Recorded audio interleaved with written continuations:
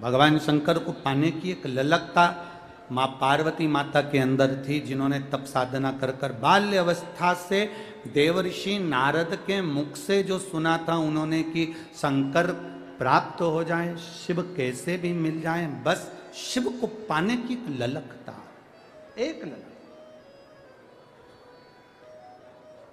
पाया।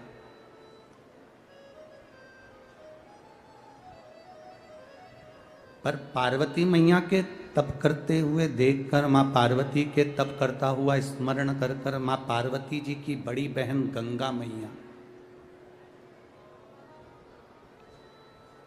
माँ गंगा जिन्होंने पार्वती जी को देखा तप करते हुए, देवऋषि नारद से पूछा कि मेरी छोटी बहन पार्वती तप कर रही है, तो गंगा जी ने पूछा कि आप बताओ कि ये तप क्यों कर रही है।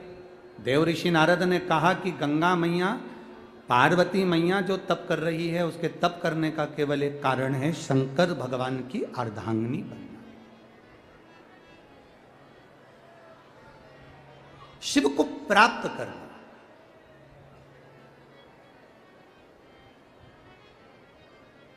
शिव को अपना बनाना। गंगा मैया ने कहा कि हम तप करने से, साधना करने से, शिवलिंग का पूजन करने से, पार्थिव पूजन करने से क्या बाबा देवाधिदेव महादेव हमें अर्धांगिनी के रूप में स्वीकार कर लेंगे। गंगा मैया से देवऋषि नारद ने कहा पार्वती मैया तप कर रही है तो अवश्य प्राप्त होंगे, क्यों नहीं होंगे। गंगा मैया ने पार्वती मैया जैसा तप प्रारंभ किया।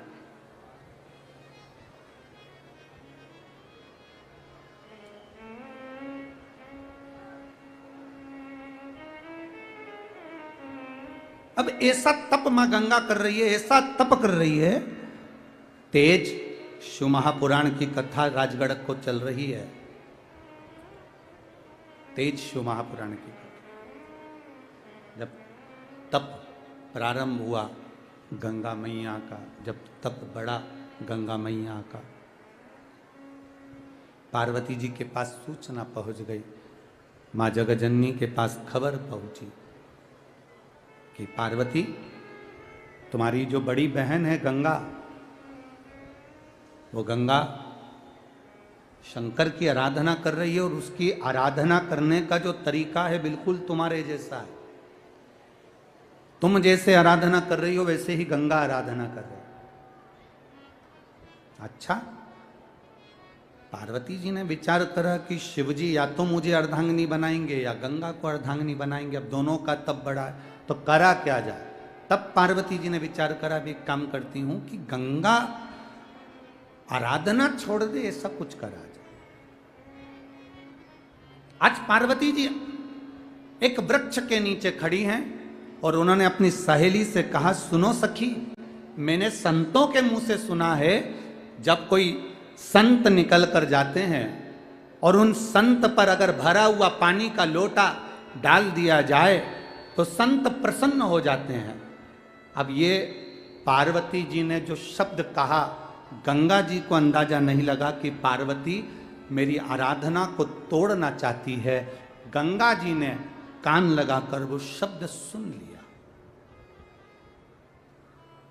शिव महापुराण की कथा कहती है, जब दो बहनें आपस में बात कर रही हो, पति पत्नी आपस में बात कर रहे हो, सास ससुर आपस में बात कर रहे हो, भाई भाई आपस में बात कर रहे हो, देवरानी जेठानी आपस में बात कर रही हो, या कोई आपस में चर्चा कर रहे हो, बात कर रहे हो, शिवपुराण की कथा कथी कभी अपने को कान लगाकर नहीं सुन,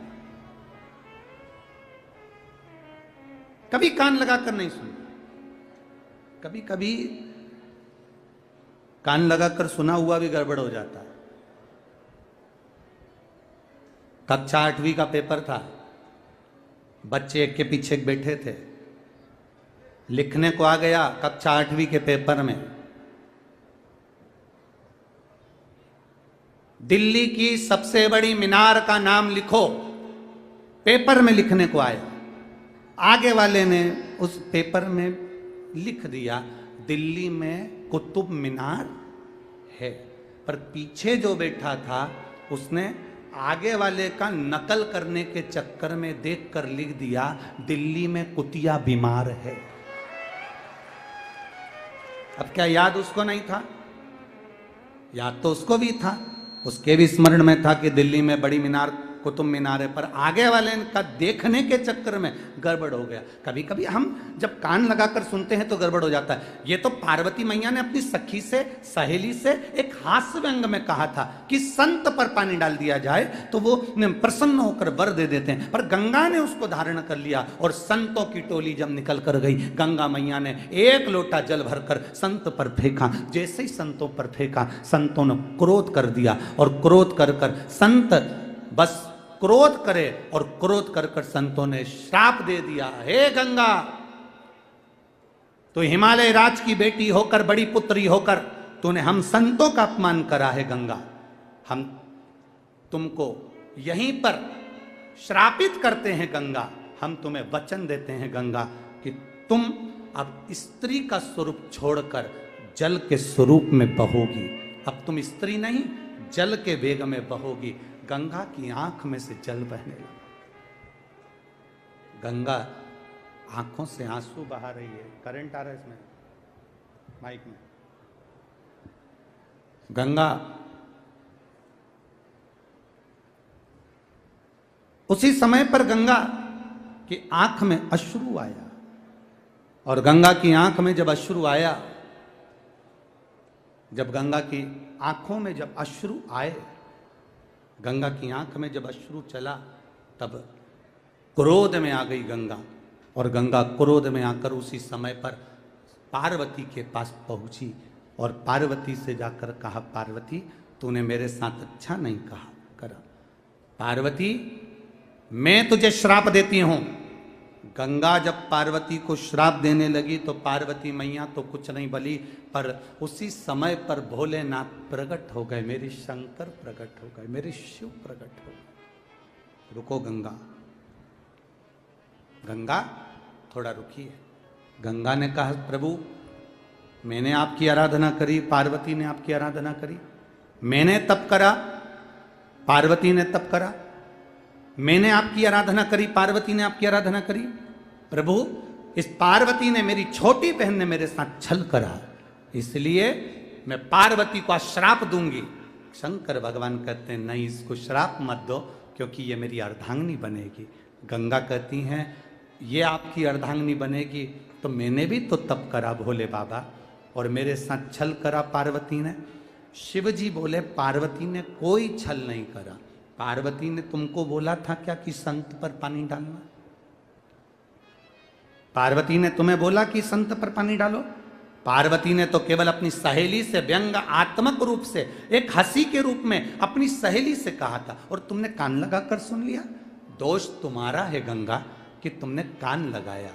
गंगा, जब पति पत्नी बात करते हैं ना, तो घर में रहने वाले चाहे बुजुर्ग हों, बड़े हों, पति पत्नी की बात को कान लगाकर नहीं सुनना चाहिए। और जब घर के बड़े बात करते हैं, बुजुर्ग बात करते हैं, सास ससुर बात करते हैं, तो बहू और बेटे का फर्ज है कि वो कभी कान लगाकर ना सुने। ये दोनों स्मरणीय।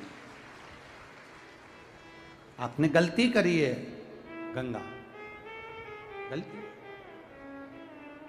प्रभु क्षमा करिए, पर मुझे श्राप लगाए मैं पानी के रूप में रहूंगी।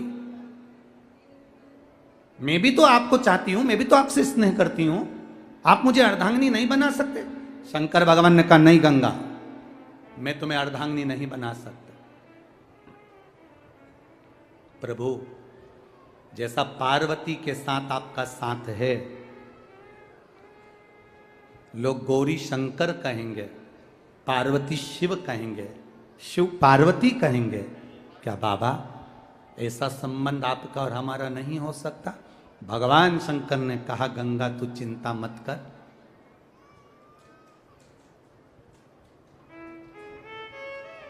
मेरा तेज,